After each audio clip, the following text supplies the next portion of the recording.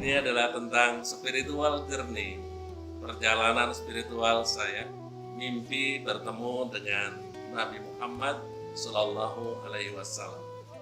Dukung channel ini, dukung channel ini.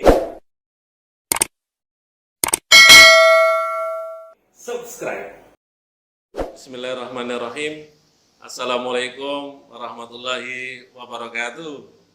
Alhamdulillahirabbil alamin. Allahumma sholli ala Muhammad wa ala ali Muhammad.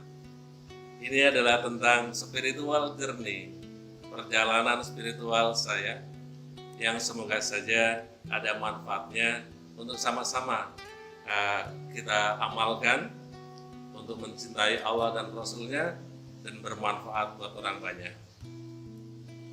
Ini menarik dan bagi saya ini adalah spiritual journey saya yang paling tinggi, yang sangat bagus untuk bisa saya sampaikan. Dan insya Allah apa yang saya sampaikan adalah sesuatu yang benar-benar saya alami.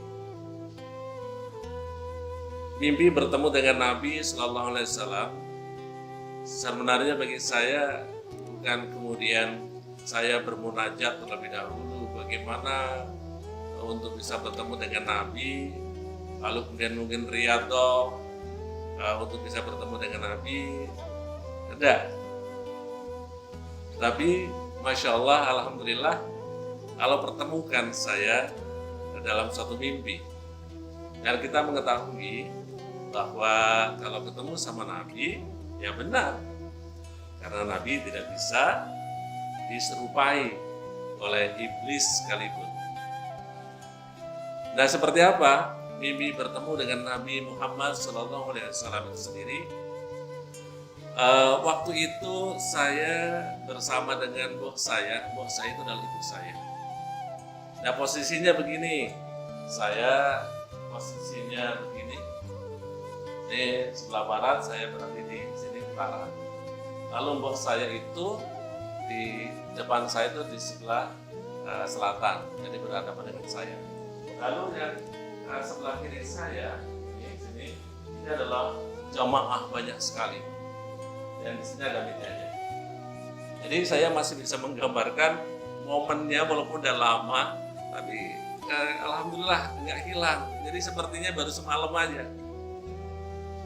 Nah terus bagaimana waktu bertemu dengan Nabi itu sendiri?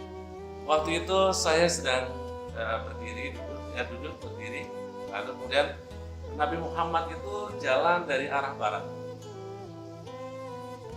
Lalu kemudian hati saya mengatakan, itu Nabi Muhammad. Lalu kemudian saya salam, Assalamualaikum warahmatullahi wabarakatuh. Lalu Nabi menjawab, Waalaikumsalam warahmatullahi wabarakatuh.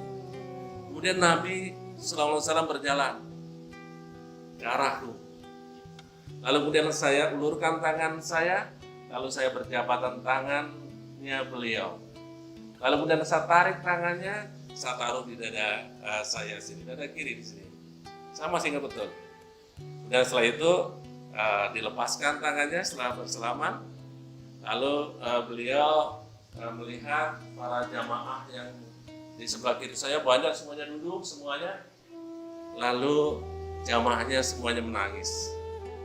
Menangisnya begini kira-kira, ya Nabi kasihani saya, ya Nabi kasihani saya, ya Nabi kasihani saya. Lalu kemudian apa? Nabi berpesan, dan pesannya jelas sekali.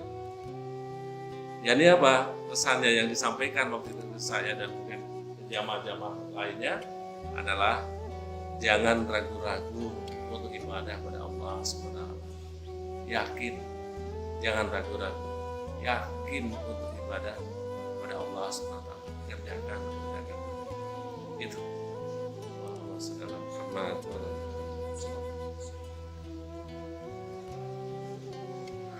Alhamdulillah. Lalu kemudian apa yang menjadi kesan dan pesannya bertemu dengan Nabi? Atau mungkin ada yang nanya, seperti apa sih Nabi? Kalau divisualisasikan nggak bisa, blank.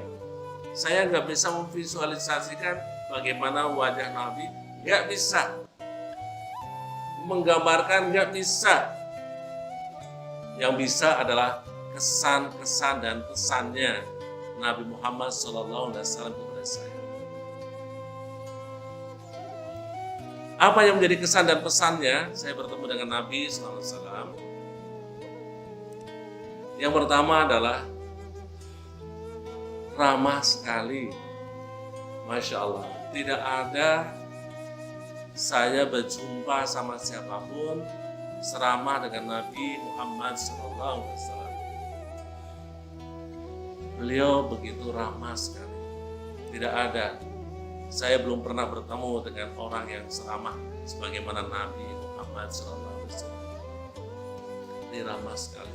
Karena dari jauh, saya lihat dia terus senyum, Masya Allah, senyum. Lalu yang kedua, apa yang jadi kesannya? Semakin saya melihat wajahnya, Masya Allah, ya Nabi, semakin senang saya melihatnya. Jadi semakin saya melihat, menatap wajahnya, mukanya, Masya Allah, ya Nabi, semakin saya senang melihatnya. Lalu kemudian yang ketiga, tidak ada ketenangan hati saya sebagaimana saya bersalaman sama Nabi, lalu saya taruh di dada saya. Tidak ada ketenangan hati saya setenang pada waktu tangan Nabi saya taruh di dada kiri saya.